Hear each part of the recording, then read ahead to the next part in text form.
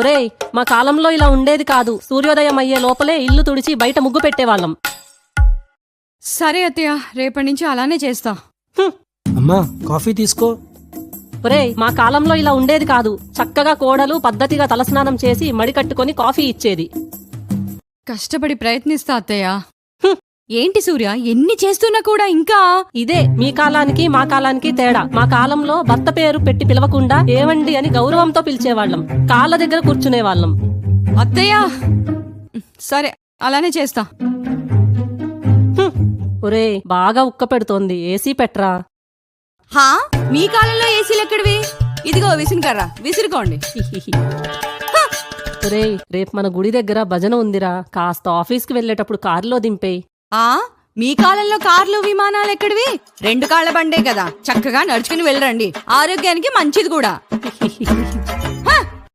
ఒరేయ్, ఈ రోజు సిలిండర్ అయిపోయింది, అర్జెంటుగా తెప్పించు. అలాగే అవసరానికి ఒక ఇండక్షన్ స్టవ్ కొని పడేయ్.